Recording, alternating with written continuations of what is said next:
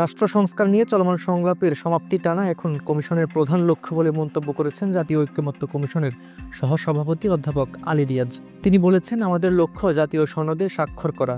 সনদের প্রাথমিক খসড়া কমিশন তৈরি করেছে। আগামীকালের মধ্যে সে খসড়া দলগুলোকে পাঠানো হবে। মতামত দিলে সেটা সন্নিবেশিত করা হবে। রোববার রাজধানীর ফরেন সার্ভিস একাডেমিতে রাজনৈতিক দলগুলোর সঙ্গে দ্বিতীয় ধাপের সংলাপের ১৯তম দিনের সূচনা বক্তব্যে এসব কথা বলেন আলী রিয়াজ। আজকের দিনে আলোচ্য সূচি রাষ্ট্র পরিচালনার মূলনীতি, নাগরিকের মৌলিক অধিকার সম্প্রসারণ সম্পর্কিত মূলনীতি এবং পুলিশ কমিশন গঠন সংক্রান্ত প্রস্তাব। চলমান এই সংলাপে আওয়ামী লীগ ও তাদের মিত্র জাতীয় পার্টি এবং ১৪ দলীয় জোটের শরিকরা ছাড়া ৩০টি দল অংশ নিচ্ছে।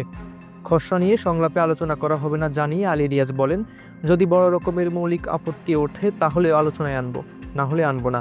আপনাদের পক্ষ থেকে মতামত দেওয়া হলে তা সন্নিবেশিত করে প্রাথমিক সনদে সেখানে ভূমিকা, পটভূমি এবং কমিটমেন্টের জায়গা থাকবে। জাতীয় সনদ স্বাক্ষরের জন্য সংলাপে একটি দিন বরাদ্দ করা হবে। আলোচনা ৩১ জুলাইয়ের মধ্যে শেষ করা হবে জানিয়ে তিনি বলেন, ১০টি বিষয়ে আমরা ঐকমত্য এসেছি, ৭টি বিষয়ে অসমাপ্ত আছে, ৩টি বিষয়ে আলোচনা হয়নি। প্রধান উপদেষ্টার বিশেষ সহকারী মনির হায়দারের সঞ্চালনায় সংলাপে উপস্থিত আছেন ঐকমত্য কমিশনের সদস্য সফররাজ হোসেন, বিচারপতি Emdadul Haque, doctor Badiul Alam Majumdar, doctor Iftekharuzzaman, doctor Ayub Mia, Habibur Rahman Nishan. খবর সংযোগ।